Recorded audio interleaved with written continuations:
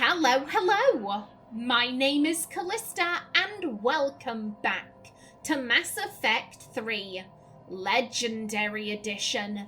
In the last episode, we were using our Spectre status to authorize some stuff around the Citadel, and we do have access to those codes. So we might as well investigate that whilst we're here. Now, the first one that flagged up... Come on, Naomi, move those legs. Yes, the first one that flagged up was in the hospital. Spectre status recognized. One moment, please. It was in one of the labs. Now arriving at Huerta Memorial Hospital. We also authorized some more medicine to be shipped up here, so, you know, hopefully that can do some good work. There wasn't anything... Yeah, no. Nothing there. Good stuff. Now then, where is... Aha! Thank you. Let's open that up. Excuse me. Knowles, this is Shepard. I found one of the code locations. Okay, I'll shut it down. Just need to authorize your Spectre status. Someone used this to cut off power to a dozen life support machines in the hospital. Okay, that access code is officially disabled. Can you find any more? Oh, well, let's see. Can we? Can we? Okay, in the docking bay. Got it, got it. Who shuts off life support in a hospital? I mean, if they're using this for kind of terrorist behavior, then that's not all that surprising, but it just... That is... It's disgusting. It's abhorrent. It's scumbag energy. Spectre status recognized. One moment, please. Now arriving at docking bay D24. Now then, where are you? Where are you? Have you discovered a way to run FTL spaceships without an ESO core, Private Talavi? No, ma'am. Then consider this a serious assignment. Intel's expecting a Cerberus raid. Cerberus? Cerberus? They're a problem? I thought we were fighting Reapers, ma'am. Give it a week. You could be. That name rings a bell. Talavi. That's dinging something. That's dinging something in my brain. I'ma come back to you. I'ma come back to you, madam. Knowles, I found another spot where the Batarian codes were used. Holy crap. These are the remote navigation codes. Last week's crash at the docks, we thought it was an accident. Shepard, there were 117 Alliance soldiers on that ship. All human. Just like the patients at the hospital. So we've got Batarian codes and someone with a grudge against humans. Looks like... Okay. This code's offline now as well. Should just be one left, Commander. Okay, and whereabouts? Whereabouts is it? Okay, in the holding area in 4. Okay, so somewhere over there. Ooh, that... Yeah, let's hurry. We need to shut this shit down. We need to shut this shit down ASAP. Spectre status recognized. Please select a destination. One Right moment, there. please. I do wonder if this is a Batarian Now or just arriving someone at using their docking bay codes. D24. Emergency Because someone could have gotten their hands on this stuff. And they could be using it to implicate the Batarians. I mean, Batarians and the humans, like, we have beef. Oh. Hey, it's you. Still waiting, I see. Any news?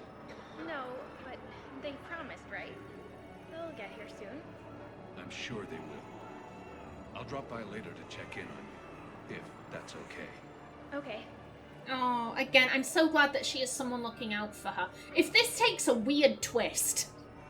If this takes a weird twist where the next one we get, she's like, I'm so glad to be your teenage bride, I will cry. That's not right. You can't do that to me. You can't give me that twist. But as I was saying, yeah, Batarians and humans have beef. Ah, shit. So I wouldn't be surprised if it was a Batarian, but I could also see this being some other person who's like, hey, I'll stir up this drama. Knowles, this is where the last access code was used. What's that, Commander? I'm losing your signal. Shepard, Balak. you should have killed me on that asteroid over Terra Nova. I've been waiting for this. Everything that has happened to my people is your fault. Oh my god. How many references are we going to get from Mass Effect 1? Okay, hello. Why blame me? We exploded. We exploded a Batarian colony. I mean, here's the thing, he could mean this in a couple of ways. Everything that has happened to my people is your fault. He might not be referring to us specifically. He could be referring to humans as a whole. Because the Council, and I would argue it's the Council's fault, everything bad that has happened to the Batarians is the Council's fault, because rather than just go to the Batarians and say, hey, we don't like the fact that you're using slaves, can we maybe see about, instigating change within your culture and society? Like, rather than having that difficult decision, the Council decided, okay, humans, why don't you go and colonize that area that the Batarians wanted? The Council decided to be petty-ass bitches. That's what happened. And thus, Batarians and humans ended up at loggerheads. So he could mean you as in humans, but also, we destroyed a Batarian colony. We destroyed a Batarian colony. So, like, I don't feel the need to ask, why blame me? Like, it seems obvious. Naomi's mind would be going, well, I did blow up their colony. I did blow up their mass relay. Like, I can't exactly blame the guy. My brain is going to, like, oh, humans versus Batarians. But, like, Naomi's thinking, hey, it's because I blew up the colony. That's why he's blaming me. I don't think she'd ask this. Blame yourself. It's not...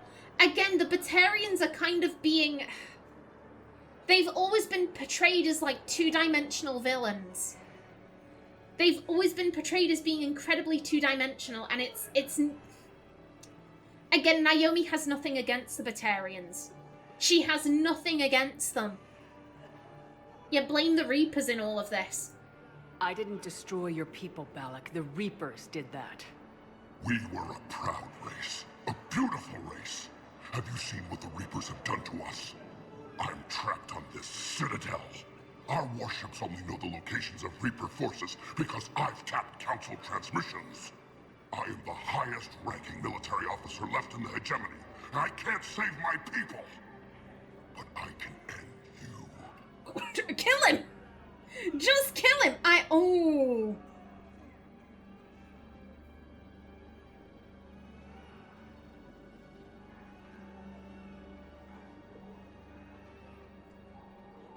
I'm tempted by this. Here's the thing, I think Naomi would remember her first interactions with Balak. He was a terrorist who was going to send an asteroid into a planet.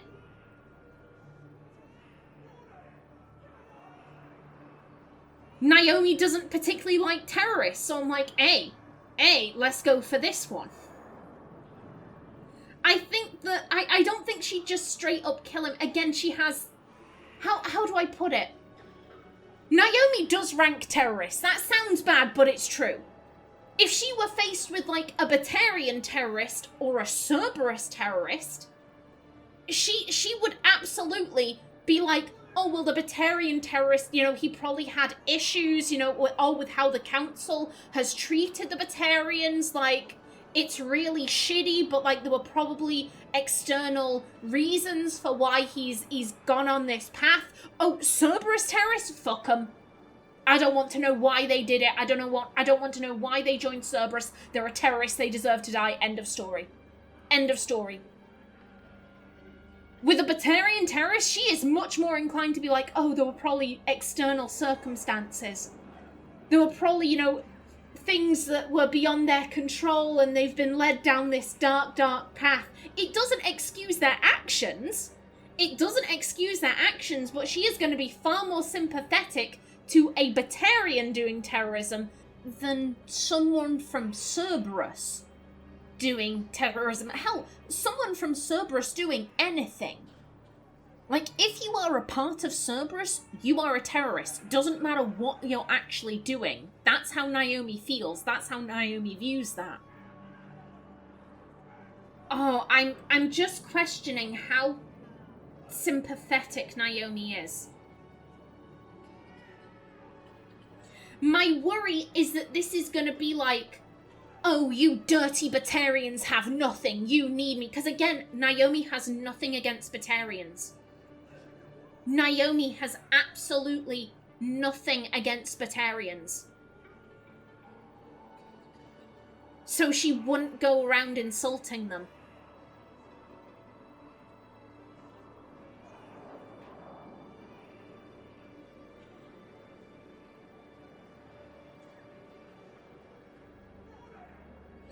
I mean, our first interaction with this guy was that he was trying to explode a planet. I think if he was a known terrorist, but we had never had any interactions with him, I think I'd go for this. But I think, is it the, one of the backgrounds directly puts your shepherd into conflict with Batarians. I want to say, is it the colonist one? You will live at Mindwar. I want to say it's the colony of Mindwar. And Batarian slavers came and they killed your family and you were only saved by a passing Alliance ship. If Naomi had that backstory, one, Balak probably wouldn't be alive right now, but if he was, I'd go for this one. I'd go for just straight up killing him, but we met him doing terrorist shit. She's sympathetic towards him because he's a Batarian terrorist and not a Cerberus terrorist. But I don't think she's so sympathetic that she'd be like, oh, join us, join us. You're not gonna pull that trigger. You know what I'm doing out here. Yes, forging alliances with the Turians, the Krogan. Killing you will tear all the other races apart. And then the Reapers wipe out the last of your warships, the last of your people. And you know that. That's why you'll join us. We're all you have left. I could kill you. I could do it right now. Ah! Our ships are yours. Shepard, are you all right? Fine. You won't have any more trouble with those codes. Is that... Do you want me to arrest him? I want you to put a bullet in his head. We're all making some sacrifices today. Let him go. Respect your authority. Understood, Commander. And thanks.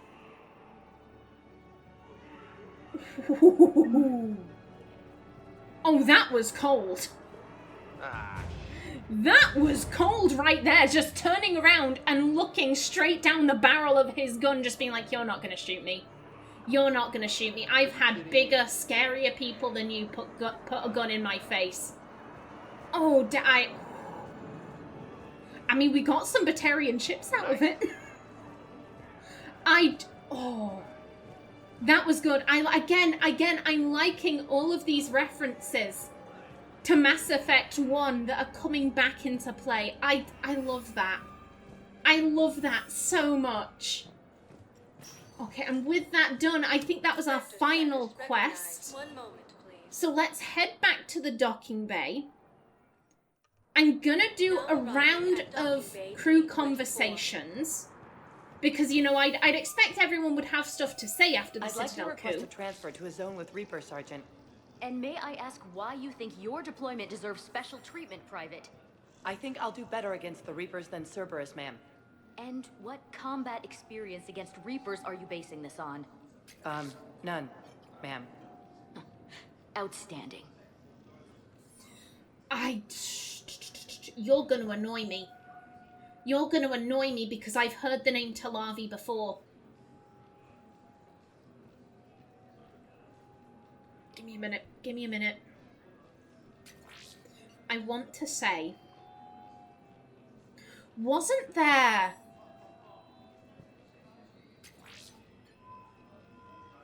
I've said the name Talavi before in this Let's Play. I'm remember that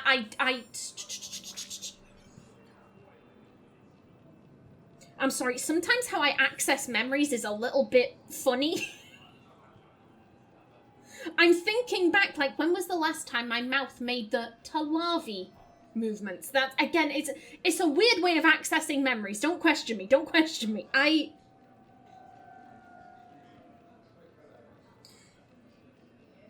In the very first Cerberus mission we did,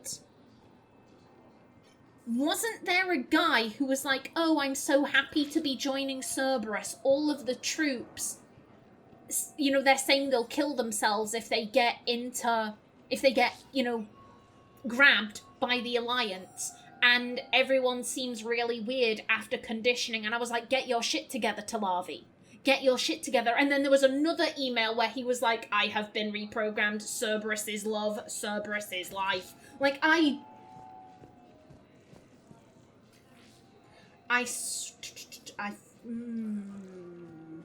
feel.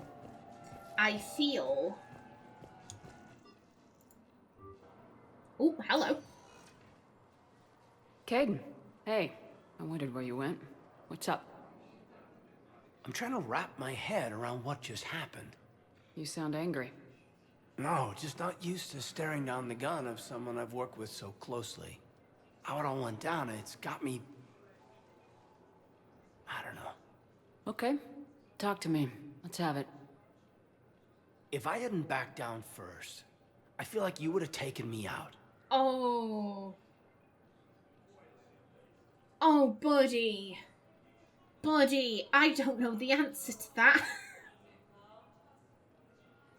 To be honest, I think she probably would have. I actually do think that she would have, because Udina was a Cerberus agent. And Naomi will do anything to take out Cerberus agents. And if Kaidan was in the way of that, and oh shit, there's Udina doing the Cerberus thing, getting the council killed, I do actually think that Naomi would have pulled the trigger on Kaidan so that she could shoot Udina. So I can't say never. Kaidan is a really good friend. She really likes Kaidan. But I think her desire for vengeance against Cerberus is greater. Now, if we were talking about, like, Liara, now that I couldn't say. Would Naomi shoot Liara so that she could take out a Cerberus agent? I don't know what to say for that. I genuinely have no idea what to say for that. But with Kaidan, I do think she would take him out. If he hadn't have backed down, if he had gotten in her way, she would have taken him out so that she could kill Udina. So I can't say this. She's giving a non-answer because she knows in her heart what the truth is. Doesn't matter. It could have played out a dozen different ways. Main thing is we stopped the coup and Cerberus is off the Citadel. Yeah, but sometimes the way a thing goes down does matter, Shepard. Later when you have to live with yourself. Knowing that you acted with integrity. And it matters. You're talking about Udina. He gave me no choice, so I took the shot. Any soldier would have done the same. Including you. Okay. Look, Shepard, there's another reason I'm here. Hackett offered me a position, but I'd turn it down in a second if there was a chance to join you in the Normandy again. Oh, buddy, hell yes! Hell yes, you can come with us. Couldn't imagine meeting the Reapers without you. Thank you, Commander. And Shepard, I need you to know that I'll never doubt you again. I get your back. Good to know. Welcome aboard, Major. Aye, aye, ma'am.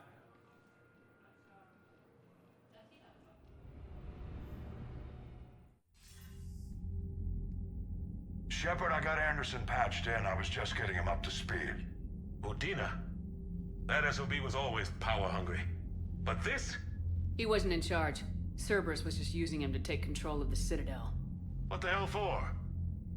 I don't know. Not yet. Could have been a lot worse. Shepard stopped the assassination attempt on Councilor Valorn. Kaidan. What? Your assassin. I'll have Hackett send you my reports on him. So you know this guy? I take it you two have met. Kaylee Sanders and I had our share of run-ins with him. I shot him in both legs once. Thought that might be the end of him. But he showed up again on Omega, even stronger. Elusive man patch him up? That'd be my guess. Given what they were able to do with you and Grayson. It's a safe bet Lang's even more dangerous now. Who's Grayson? Who's Grayson? I don't know who this person is. Is this someone I've met? I don't remember the name. I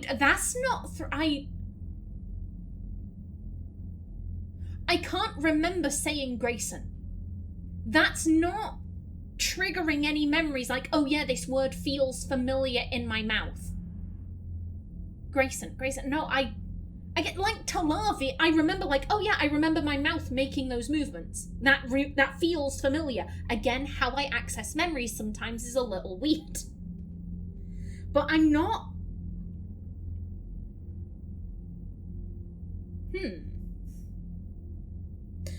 I'ma just leave that be. That's a big old question mark for me. And yeah, thank you very much for the intel, sir. I'll take whatever advantage I can get against these bastards. Their attempts may have had at least one unintended side effect. I received word from the Asari counselor. They're requesting an update on the Crucible. Lang has them scared. Enough to send help? Yes, the Asari and Solarians are both throwing in their support now. How's your progress on the Crucible? Good. Our estimates suggest we've completed nearly 50% of the known work. So quickly? Once decoded, the schematics are designed in such a way that allows our scientists to easily translate the information. It's not Prothean specific. Are we any closer to understanding how to use it? That's still open for debate. Utilized in the right fashion, our scientists are convinced it can generate enough energy to destroy the Reapers. The question is, how will it dispense the energy? And in what form? You mean, how do you stop it from wiping us all out? Exactly. We think the catalyst is the key to determining how to focus its energy, how to direct its energy at the Reapers alone. I'm working on that. You'll find the answers, Shepard. I'll send you an update on the schematics. And in the meantime, we'll keep building. And we'll keep fighting. Make sure there's an Earth left to come back to. Oh, I won't fail you. Either of you. You were the two people in the Alliance that Naomi genuinely respect. Well, and Kaidan. I'm talking about the Alliance hierarchy. The higher-ups. You were the two people that Naomi genuinely respects. She won't fail you. You've always trusted me. I won't let you down. We're still in this. The gods of war haven't given up on us yet. Good luck, both of you. Anderson out. Commander, the Turian fleet is stretched thin. We need more support ships. And the Quarians are willing to talk. Understood, sir.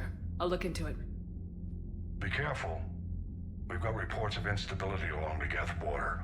Hack it out.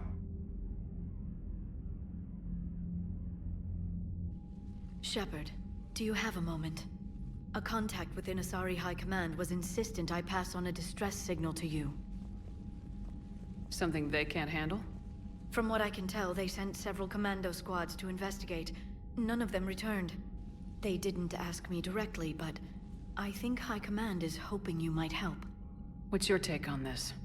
That they wouldn't ask for help if it wasn't important. The colony's coordinates are on the galaxy map. I'll try to figure out what's going on. Oh, okay, so the Asari and the Solarians have finally joined the fray. Oh, okay, and Hackett doesn't have anything else to say. Okay. Now, let's see how this is. Look. Oh, yes. Yes. Excellent. Excellent. Let's see what's been added in here. Batarian fleet. The once formidable Batarian navy was all but annihilated when the Reapers struck Kaidan. The enraged survivors have gathered into a single remaining fleet. Batarian refugees are enlisting by the thousands, desperate for a sense of purpose after the destruction of their homeworld. No collection of vessels is more eager to engage the Reapers than Kaidan's last warships. Updated. As the highest-ranking officer left in the hegemony, Balak is now the last Batarian military leader. His leadership, drive, and barely contained fury have galvanized his troops. While Balak bears a deep hatred for the Alliance, he would do anything to save his people, and has grudgingly joined forces with humanity to stop the Reapers. Updated. Batarian refugees are rallying around the Pillars of Strength, finding courage in this sacred ancient artifacts recovery. Lovely. And the Citadel Defense Force. The Council created the Citadel Defense Force to support Shepard in the war against the Reapers. The CDF includes ships and soldiers from every Council race. Complements from a few species without official membership status have also quietly joined. After the attempted coup, no offer of assistance is being turned away by the Council and its advisors. Updated. An increase in refugees on the Citadel... There we go. Because I remember very early on, we supported some refugees going onto the Citadel, and I said it was going to deplete resources, but oh well. It's what Naomi would have done. I don't regret this. An increase in refugees on the Citadel depleted resources that might have otherwise gone to defense systems and personnel. Updated. Civilians volunteering at emergency clinics help to save lives by processing patients, assisting doctors, and taking some of the burden off the Citadel's overtaxed medical staff. Updated. Commander Shepard restored duty pay to spouses and family of active service people, improving morale on the Citadel. Updated. A con artist exploiting refugees was thrown off the Citadel. Security improved on the docks as a result. Updated. Spectre Authorization released medical supplies from customs to Huerta Memorial Hospital, improving the quality of patient care. Updated. A Spectre gave CSEC permission to tap into surveillance on private citizens. CSEC used the footage to make several arrests, improving security. Updated. CSEC was authorized to train a civilian militia, strengthening their defense forces. Updated. Housing was found for young students from Grissom Academy too young to work on the Prothean device. These gifted teenagers have been helping, however, by dealing with any repetitive problems that can't be delegated to VIs. Updated. CSEC is focusing on smaller crimes and misdemeanors. This has spread their forces thin, decreasing efficiency when dealing with larger threats. Updated. Schematics recovered by Commander Shepard are helping CSEC easily locate and shut down active turrets left by Cerberus on the Citadel. Updated. Schematics of advanced biotic amplifiers from Grissom Academy increase the endurance of the Asari under fire. And the final update, warning people on the Citadel to prepare for the war has improved civilian readiness. Lovely. The Alliance. Where are you at? Okay, all the way down there. Zoo's Hope colonists. The Asari Shiala was rescued by Commander Shepard from the Thorian on Zoo's Hope. Now she leads a militia of Zoo's Hope colonists, waging a surprisingly effective campaign against encroaching Reapers. Shiala suspects the group's prior connection to the Thorian gives their soldiers an uncanny ability to sense one another, allowing them to think and act as one in battle. The long-term consequences of this connection are unknown, but for now at least, its effects are helping the cause. That's everything for you. The Asari Science Team. Many respected Asari scientists have used their long lifespans to become leading experts in their fields.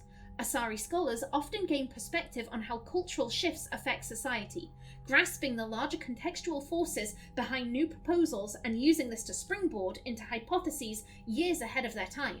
The Asari science team working on the Crucible consists of some of the keenest scientific mavericks in the galaxy, eager to contribute to its construction. Asari Second Fleet.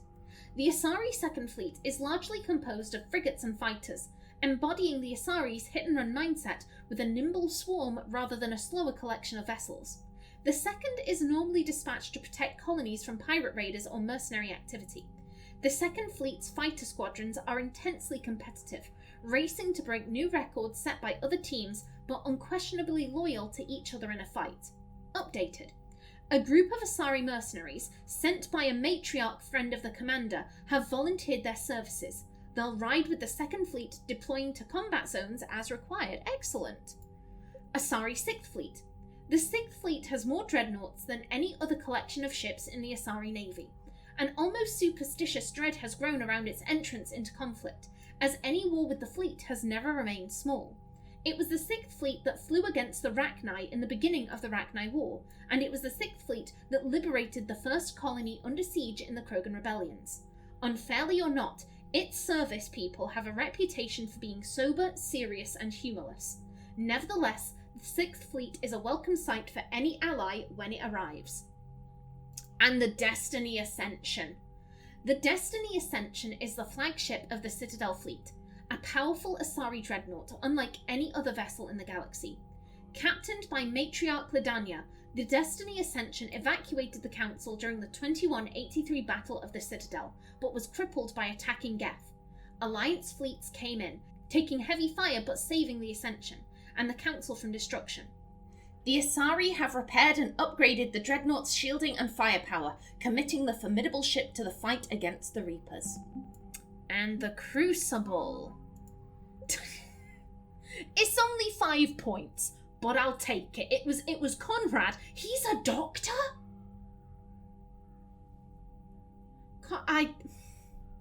Conrad. The man confuses me. Dark Energy Dissertation. Published years ago by Dr. Conrad Werner, this doctoral dissertation on xenotechnology is a lengthy but intriguing argument that dark energy causes a minute but empirically observable difference in the passage of time. It causes a minute but empirically observable difference in the passage of time. Hotly debated when first published, the paper's theory is supported by recent data. The dissertation illuminates several instructions left by the Protheans on how to build the Crucible. Updated. Dr. Werner found additional schematics useful in the creation of the device. After passing the data onto the Alliance, he added Commander Shepard to the dissertation's list of acknowledgements. Aw, that's sweet. Thank you, Conrad.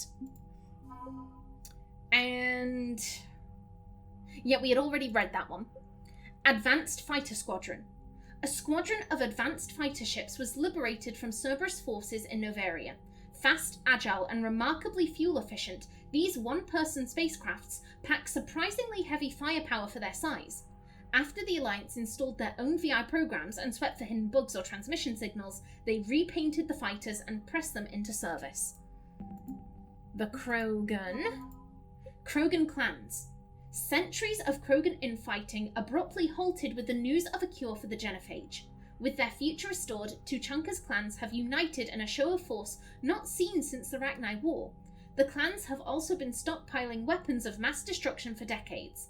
Thankfully, their full destructive force can now be turned on the Reapers instead of Tuchanka. Their strength, size, and regenerative powers make the Krogan ideal shock troopers. Updated. Commander Shepard's interview with Diana Allers about bringing the Krogan into the Reaper War cast the Krogan in a favourable light, which drew even more of the clans to the Allied forces banner. Lovely. And the Solarians, what do you have? The Solarian Third Fleet. An Alliance Rear Admiral once unfairly dismissed the Solarian Third Fleet as nothing more than an overabundance of spy planes. While the Solarians rely heavily on gathering intelligence in any war, the Third Fleet's firepower is comparable to any other major naval force. Its vessels use the latest Guardian defense systems, with improved tracking algorithms to handle a greater number of projectiles than older models. Even its scouting flotillas have been armed with hull-mounted Thanix cannons, developed in conjunction with the Turian military. Updated. Now that their egg clutches are out of danger, the Solarian colony Sanaqual is shipping all the materials and weapons it can muster to the Third Fleet. And finally, the Turians. The Turian Sixth Fleet. The Turian Navy has the most dreadnoughts of any known species in the Milky Way. The Turian hierarchy limited production of these ships only because of the Treaty of Phyrexian strictly controls the number of dreadnoughts due to their destructive capabilities. The Turian Sixth Fleet is technically classified as a peacekeeping fleet. Before the Reapers, it was chiefly used to patrol the space around the Citadel. Now it's ready to fly to areas trying to fight off the invasion. The Turian Seventh Fleet. The Turian Seventh Fleet was assigned the privilege and burden of guarding the Crucible during the weapon's construction and deployment. The fleet flies constant surveillance around the massive device, coordinating with Alliance security patrols and VI-run counterintelligence programs. The Seventh Fleet knows what it would cost the galaxy if the Reapers breach their defences. Every vessel's captain is prepared to make the ultimate sacrifice if it ensures the Crucible's safety. Updated. Crates of dextroamino acid Medigel have been shipped out to the Turian 7th Fleet. This resupply will help Turian medics treat potentially fatal wounds. And we've already read that one. And that is everything. Lovely jubbly. Okie doke. Let me just go stand over here. Excellent. In the next episode, we'll go around all the crew, see what they have to say about the Citadel coup. But until then, please remember to like if you enjoyed, leave a comment below, and if you wanted to subscribe, it would be very much appreciated. I've been Kallista. Thanks for watching, and see you in the next episode.